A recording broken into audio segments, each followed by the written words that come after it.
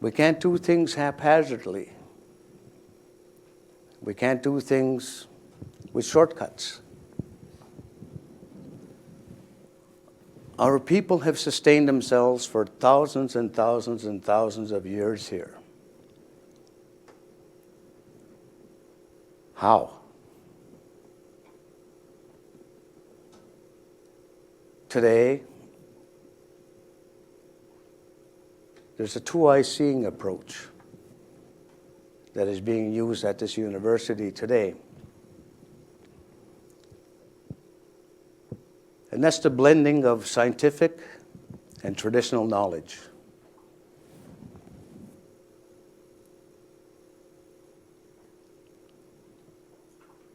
One can't be more relevant than the other. It's like your eyes.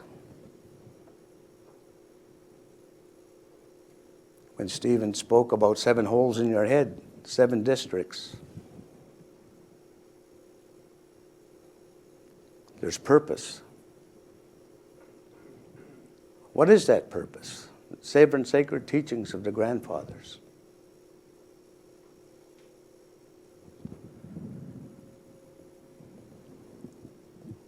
We have to do these things as they were intended. We can talk about drum, we can talk about naming ceremony, we can talk about pipe. All these rites of passage, sweat lodge.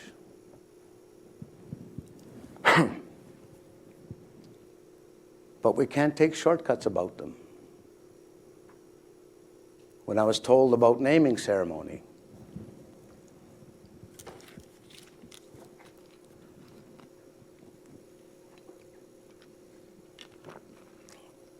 and that was something that took 1 year to do.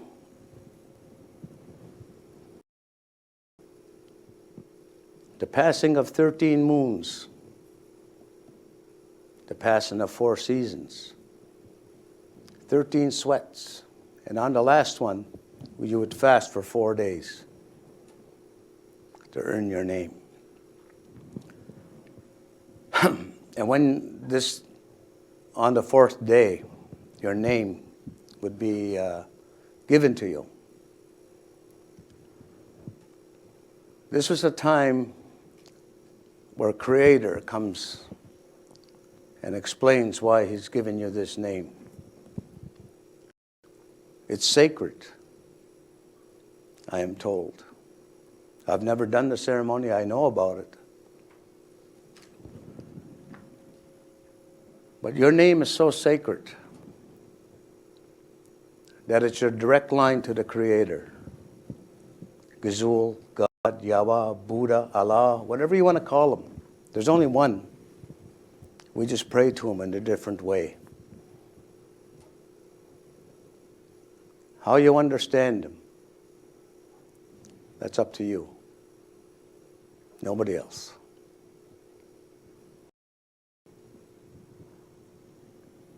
I was also told that your name is so sacred, you're never to announce it publicly, your spirit name. It's that sacred. Because it could be used to run the wrong way by somebody else. That makes sense to me. But, you know, it's up to individuals and their different ceremonies and different teachings that they have. But this is the one I've learned, and this is the one I'll stick with. And it's the same with the lodge, sweat lodge, like the story of the first sweat lodge. It was old Sam Cabaday that told me about that.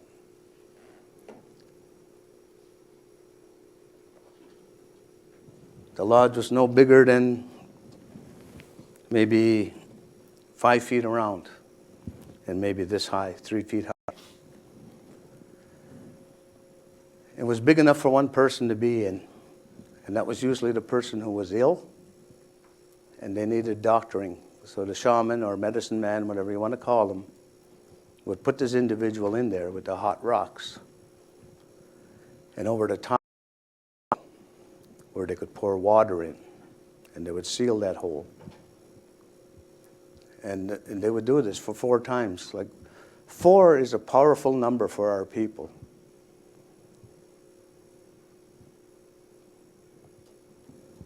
And, you know, when this was done, then the person would be brought out and be soaked with sweat. It was a way of detoxifying the body.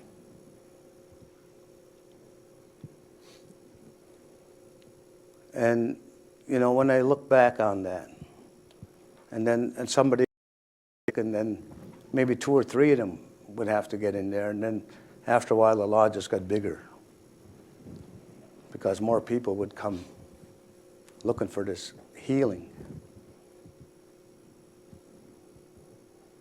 It's not a contest, it's not an endurance test. It's a means of healing.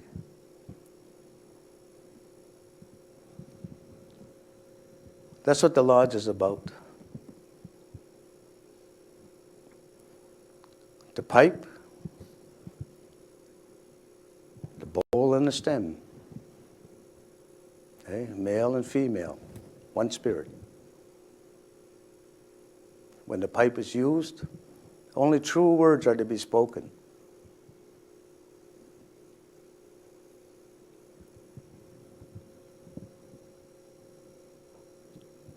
People say you're not supposed to take pictures of it when you're in ceremony. Well, ceremony is no pictures allowed. So when we take these teachings and we pass them on to our young people, to be doing things haphazardly, which can cause harm to others inadvertently. We want to make sure that they understand the significance and the importance of what it means, you know, to earn your name, to earn things. It's a rite of passage.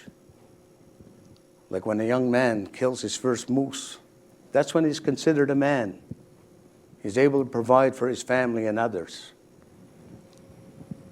They usually don't eat the meat from their first kill. It's all given away. When I take the boys out, that's what we do. We'll do a smudging in the morning, acknowledging our ancestors, acknowledging the spirit of the moose, being grateful for being alive, conduct ourselves in a sacred way. Let us do this and be safe so that all return home. Let us do this so that we can provide for our people.